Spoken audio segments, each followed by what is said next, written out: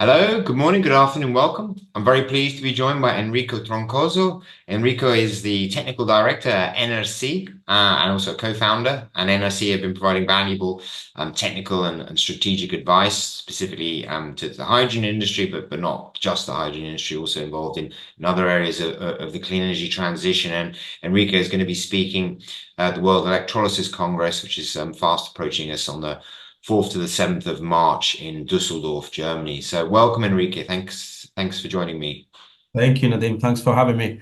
Yeah, So, and it's good to see you again. And for those that aren't aware of Enercy, I mean, yes, strategic advice on policy, technical advice. Do you want to give a brief introduction to the work that you've been doing around hydrogen?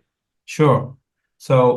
So we are a technical and a strategic consultancy in the hydrogen sector. We basically provide advice and technical and strategic support to a wide range of clients, from public entities to investment firms as well. And basically, our main goal is to facilitate the deployment of hydrogen infrastructure and green hydrogen infrastructure, in particular across Europe. So we provide advice to de-risk the investment and supply and distribution infrastructure for green hydrogen. So we provide support, for example, to understand the market, to understand the regulatory environment, and also the financing mechanisms that are available, and we can provide support there to incorporate that in the business models. Yeah. So. And in terms of, we're obviously recording this in Jan 2024. I mean, we were speaking a little bit before off camera around the kind of new realism, which I guess is setting into the industry. And maybe if you want to sort of unpick your view of where we are in the industry, we've obviously seen a huge body of regulatory policy which has come out and helped provide some certainty around the industry, but clearly that certainty needs another level of development, I guess, to see projects begin to start stacking up and crossing the line in terms of achieving FID. So yeah, what is your sort of big picture thoughts of where we are in the development and the maturing of the clean hydrogen industry? Mhm. Yeah, I think we're in a very interesting phase at the moment, and it's a bit of I would say in the industry we're having a bit of a reality check. We've started very strong in the past 4 or 5 years. The market has grown exponentially, I would say, and at the moment I think we're going through a bit of a readjustment period. We need, I think, from both the suppliers and the off-taker point of view, I think we need more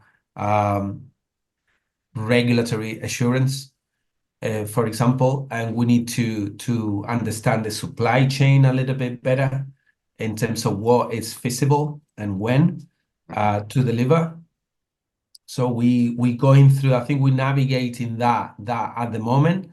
Like you say, you mentioned FID, as we know now, because we have the figures out there, that a large proportion of the projects in the development pipeline that are not reaching FID, or they taking much longer than initially anticipated. And so we trying to help investors navigate that and de-risk the projects. And I think this is very important. It's key. I think we need to put a lot of emphasis on that part of the development phase that deals with feasibility and due diligence, so that investors understand what they're getting themselves into, and the business and the financial models make sense, because we need to work with them and we need to give them that reassurance. If they don't have that reassurance, likely that they would walk away and they will, take their investment somewhere else. So we need to work with them hand by hand, and add a dose of realism, I would say, Yeah. to the project. Yeah, I mean, in terms of the projects, obviously we've seen the now famous, Neon project, which I guess has um awoken a lot of people around, the ability to get a large project across the line, but that's, it's a seriously large project. where do you see the sort of sweet spot for some of the projects? We Mm, have on one hand people saying, we need to build very, very big projects because hydrogen needs to become a commodity and it needs to, act at a large scale. But it is a new industry and it does have, new systems integration. There are new bits of technology coming together with other bits of technology, and those that complexity of the value chain, complexity of the production chain, complexity of the midstream, I guess is all areas that should be proven at a smaller scale, surely, in terms of the risk and the appetite for risk. So yeah, what are your thoughts around, I guess, the drive for scale, but also the need to prove technology at a smaller scale? Do you see that as two sort of opposing forces? And mm. uh, Yeah, yeah, I think, and that's a very good question. And I think one phrase that we use a lot, when we go out there and we show our projects, case studies, and the things that we're involved in the ground, we like to use the phrase learning by doing. mm, There is no other way, really, in my experience. So what we can do and we mustn't do is to try to run before we learn to walk. So large scale projects are good, they're necessary. But I think back to your point about the sweet spot, I think there is actually a sweet spot there in the mid range, mhm, particularly for green hydrogen supply. And what we're seeing actually more and more inquiries and from developers and investors that are saying, okay, so we want to run a pilot first. We're not going to go for the big fish, if you will. We're not going to go beyond 50 megawatts of electrolysis, but we would like to develop a project that, it's gonna uh, put in the ground 20 megawatts or 50 megawatts, and then we learn. And once we run that for 3 or 4 years, or yeah, at least 2 years, then we go to the next one. I think that's the sweet spot. That's what makes sense, I think, for this, particularly for this sector and these technologies that some of them they're still maturing. So yeah, instead of going, just to long story short, instead of going for a 500 megawatt or a 200 megawatt mm, project, they seem to be more keen now, developers and investors, on dropping that a little bit and just, that 20 to 50 megawatt scale, yeah. and then just go from there to go to the next stage from there. Yeah.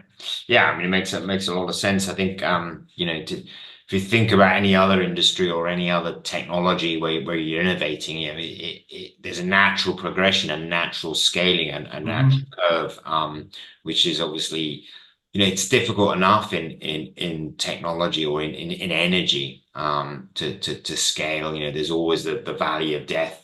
And banks are able to lend debt on your second or your third or fourth project, but not the first project. And so often they need to be funded off balance sheets, and the Hmm. funding of those scale projects is somewhat different to being able to fund a proven technology. So yeah, that makes a lot of sense. And those sort of I mean, 20 to 50 megawatt projects are still involve financing, and are they Mhm. are they able to get finance? Is there more, I guess, higher participation of sort of balance sheet financing, or other mechanisms, be they grants or other government largesse or subsidies?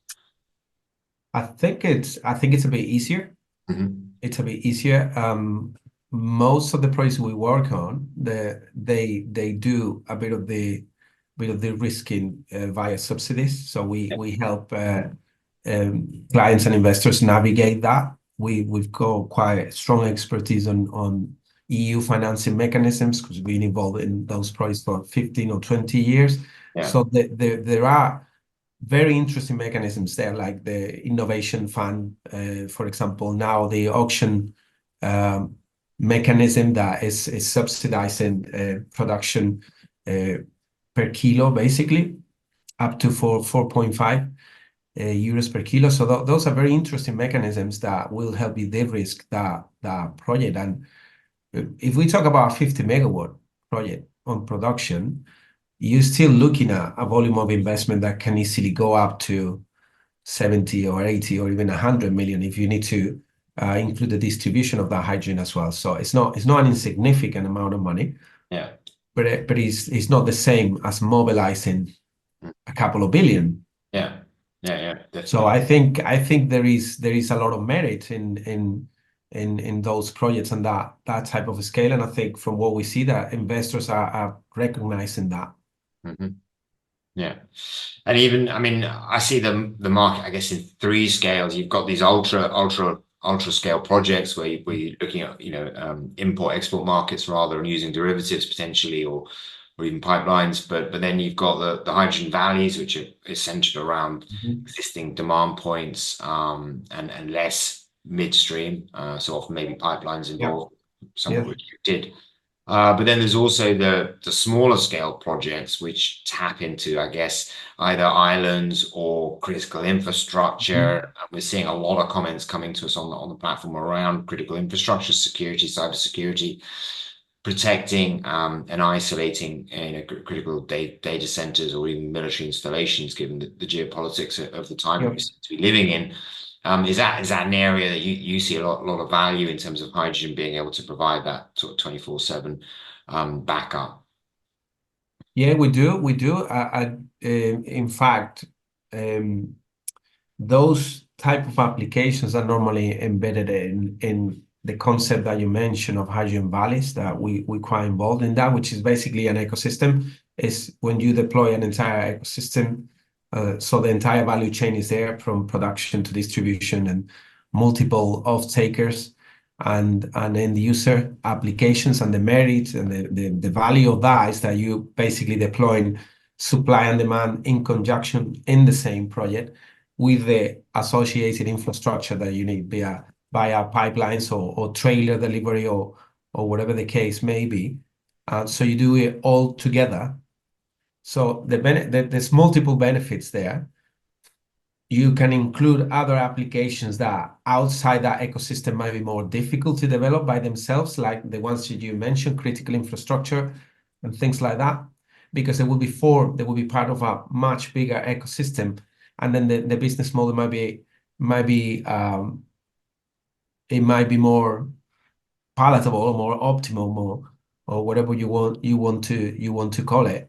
And Hmm. there's also merit in bringing together all these actors, the suppliers, the off-takers, the DNOs and the TSOs and the distribution, the project developers, and so forth, and the public authorities. Normally, the hydrogen valleys, the ecosystems have a very strong public presence, normally via local, regional governments that want to get involved because they have a socio-economic normally incentive in that region or in that country in particular to deploy hydrogen valleys, and that works. That type of public-private partnership (PPPs) it seems to work really well because it's also helping you de-risk the project and the investment. At the end of the day, I think the way forward, the way that we see it's about de-risking. You need to find mechanisms to make the investment